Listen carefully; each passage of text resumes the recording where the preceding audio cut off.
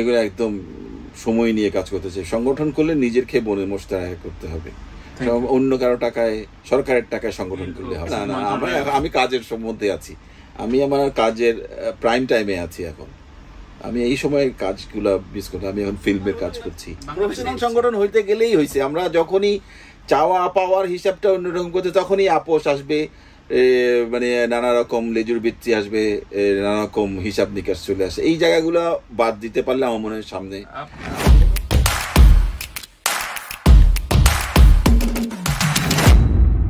অপরাধ করেনি। তারা পক্ষ নিয়েছে, মানুষই নির্ধারণ করবে। মানুষ প্রত্যাখ্যান করলে মানুষ প্রত্যাখ্যান করবে।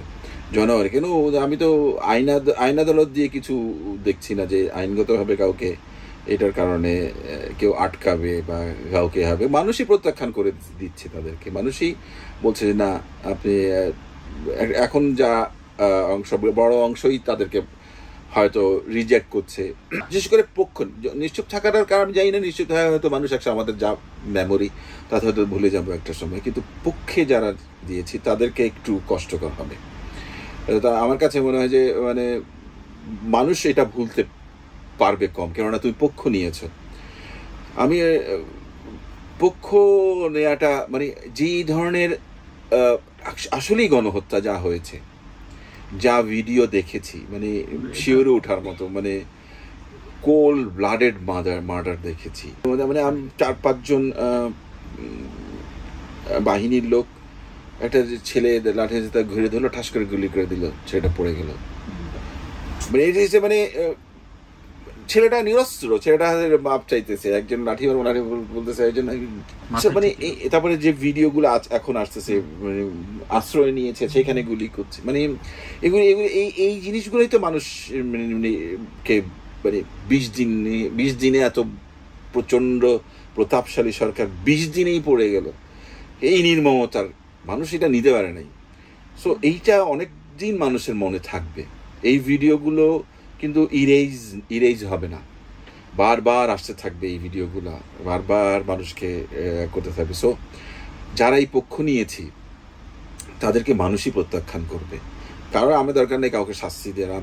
আমি পার্সোনালি জানি যারা পক্ষ নিয়েছে মানুষ তাদের প্রত্যাখ্যান করবে না, অনেকেই করেছে। আমি তো আমাদের পদ্মার ইয়ার মধ্যে বা ইয়ার ভেতরে তখন প্রফেশনাল কারণে আমি আমাদেরই একজনকেও দেখেছি, আর কয়েকজনকে দেখেছি পদ্মার ব্যাকড্রপে ছিল, কিন্তু পরবর্তীতে তার ভূমিকা ছিল অনেক সোচ্চার। সো এই সময়টাতে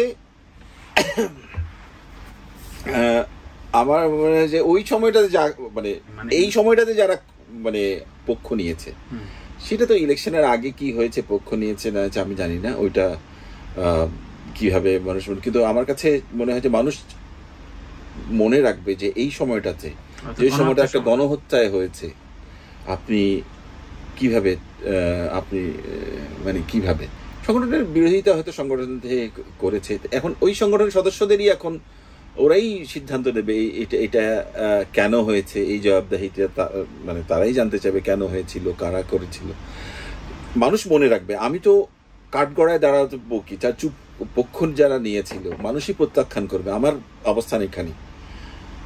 আমি বলবো না যে আজ কি গিয়ে সবগুলো ধরে যে ইয়া করে দেন, কার মুখে একটা সিল মেরে দেন বা কিছু একটা করে দেন, তা আমার না।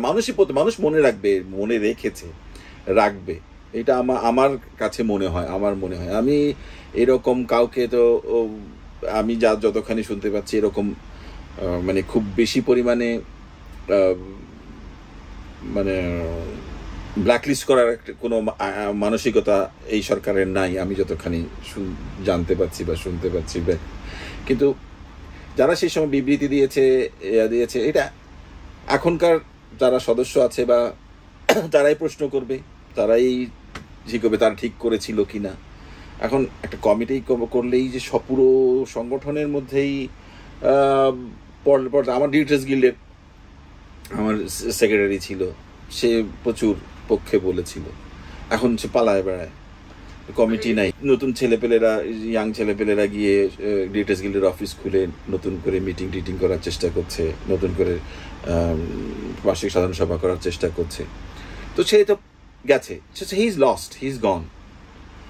যে আমার যে সেক্রেটারি সংগঠন আছে, সংগঠন থাকবে, দেখা যাবে যে নতুন করে এই নতুন ভাবনা থেকে এগোচ্ছে, কিন্তু নতুন মানুষ এসছে, মানে আস্তে আস্তে সময়ের মধ্যে এটা ঠিক হয়ে যাবে। আমি এখনই কোনো কিছু ইয়া করে দেওয়ার পক্ষেও না যে এইটা হ্যাঁ এইটা বিলুপ্ত করো, এইটা শেষ করে দাও। তবে সাংগঠনিক প্রফেশনাল ইয়ার বাইরে যখন চলে গেছে, সেই কারণেই এই জিনিসগুলো এসছে। যেমন অ্যাক্টরস ইকুইটি বা ডিরেক্টরস গিল্ড, ধরো আমাদের স্বার্থ, ডিরেক্টরদের স্বার্থ সংরক্ষণ করবে।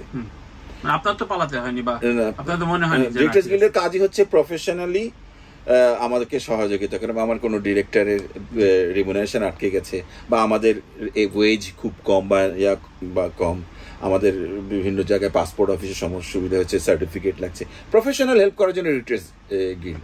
যখনই এর বাইরে চলে যাচ্ছে, এর বাইরে গিয়ে বিভিন্ন সুবিধা নেওয়ার জন্য যাচ্ছি আমি, তখনই আমাকে মানে মর্দন করতে হচ্ছে, পা ধরতে হচ্ছে, লেজুর বৃত্তি করতে হচ্ছে।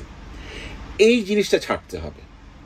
সংগঠন যদি থাকেও, আবার চলচ্চিত্র যেমন, আমি আমার ডিরেক্টরস গিল্ডের প্রয়োজনীয়তা এখানেই বুঝি, কেননা এটার মধ্যে দিয়ে আমি একটা নির্দিষ্ট পরিমাণে একটা কোয়ালিটি ডিরেক্টর আমি পেতে পারি। যে কেউ গিয়ে ডিরেক্টর, সারা ওয়ার্ল্ডে ডিরেক্টরস গিল্ডটা আছে, কিন্তু আবার এফডিসি কেন্দ্রে কিছু সংগঠনের যা যা আছে সেগুলো আবার ঠিক থাকবে। সো আমাদের এটা প্রফেশনাল সংগঠন হতে হবে, তো সংশ্লিষ্ট, মানে এটার যে নির্দিষ্ট গঠনতন্ত্র আছে, প্রত্যেকটা সংগঠনের গঠনতন্ত্র, ওই গঠনতন্ত্র অনুযায়ী চলতে হবে। এর বাইরে গিয়ে যখনই আপনি করতে চাইবেন, কোনো মন্ত্রীকে ডেকে এনে তার বুকে মালিশ করে, এরকম কথাও এসেছিল একটা সময়, যে আপনার বুকে মালিশ, কেননা কিছু একটা সুবিধা যাওয়ার জন্য। আচ্ছা, তো এই জিনিসগুলো বাদ দিতে হবে। আমার দরকার নেই তো ওদিকে যাওয়ার, ওই ইয়া করার। সরকার মানে সংগঠনগুলোর এমন যে আমাদের জন্য ভাতা নিয়ে আসেন, আমাদের কাজ ব্যবস্থা করে দেন, কাজের ব্যবস্থা করে দেন। তো এইটা তো সংগঠনের কাজ না, প্রত্যেক কর্মীর জন্য কাজের ব্যবস্থা করে দেবে। প্রত্যেক, এটা ফ্রিল্যান্সার ডিরেক্টরদের সংগঠন। তো ডিরেক্টর প্রত্যেকে তার ইন্ডিভিজুয়াল ইয়া দিয়ে, যোগ্যতা দিয়ে কাজ নেবে। তো একটা গিল্ড তো আপনাকে কাজ এনে দেবে না। এখন এই বলে সবাই কাজ এনে দেন, বা আমার রিটায়ারমেন্টের ভাতা এনে দেন, তো সেই জন্য সে সরকারের কাছে গেছে, গিয়ে বলেছে যে এত টাকা লাগবে। বিশেষ করে এটা কোভিডের সময় থেকে এটা হয়েছে। কিন্তু কোভিডের সময় থেকে যে বিভিন্ন সরকারের কাছ থেকে প্রণোদনা নিতে গিয়ে সবাই হাত পেতে সরকারের কাছে হাত পাতা শুরু করছে যে আমাকে দেন। কেননা কর্মীদেরই চাপ ছিল, কর্মীদের আমাদের কিছু পাই নাই, আমার বাসায় কিছু খাইতে পারি না, তোরা অনেক কিছু, অনেক ফান্ড টান্ড জোগাড় করতে পারে নাই। তো সরকারের কাছ থেকে কাছে গেছে, তখন তৎকালীন সরকার এইটা সুবিধা নিয়েছে, আসো আমাদের সাথে একটু ছবি তুলো, আসো আমাদের সাথে একটু দাঁড়ায় আমার নৌকার পক্ষে বলো, আসো আমাদের কাজকর্মে, আমার প্রোপাগান্ডায় আহ। এরাও ভাবছে আচ্ছা ঠিক আছে। অনেকে জমি পাইছে, অনেকে অনেক সুবিধা পাওয়ার, এই লোভের সাইকেলে পড়ে গেছে। এই জায়গাতেই যাওয়া যাবে না। আচ্ছা, তো এই জায়গাটাতেই এই সংগঠনের যা স্বার্থ সংশ্লিষ্ট বিষয়গুলা দেখবে।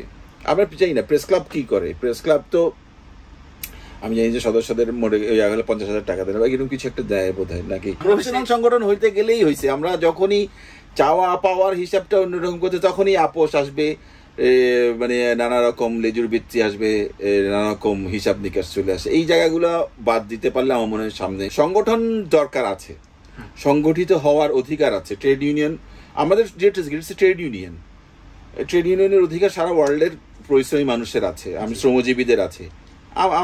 আমার ডিরেক্টরস গিল্ড, আমার বিপদে পড়লে আমার 10টা ডিরেক্টর, আমার ব্লাড ব্যাংক, আমার এই বি পজিটিভ, বি নেগেটিভ রক্ত দরকার, হুট করে গিল্ডের। তো সেইভাবে প্রফেশনাল একটা সংগঠন হতে হবে। যখনই আমি যাই না এমন কিছু চাইতে থাকবো, তখনই আপোষ করতে করতে করতে করতে এরা নষ্ট হতে থাকে। এই জায়গা থেকে বেরোতে হবে। অবশ্যই আশা তো সবসময় আশাবাদী, সবসময়ই আশাবাদী। আচ্ছা, বয়স হয়ে যাচ্ছে আস্তে আস্তে, এখন একটু সন্ধিহান হই, এখন একটু সন্দেহ ঢোকে যে আসলে আমি কাজের মধ্যে আছি, আমি আমার কাজের প্রাইম টাইমে আছি। এখন আমি এই সময়ের কাজগুলো মিস করতে, আমি এখন ফিল্মের কাজ করছি, শুরু করছি, আবার 2টো ওয়েব সিরিজের সিজন 2 আছে। এরা মন খুলে করতে চান, এগুলো একদম সময় নিয়ে কাজ করতে চাই। সংগঠন করলে নিজের খেয়ে মনে মোস্তায় করতে হবে, অন্য কারো টাকায়, সরকারের টাকায় সংগঠন করলে হবে না।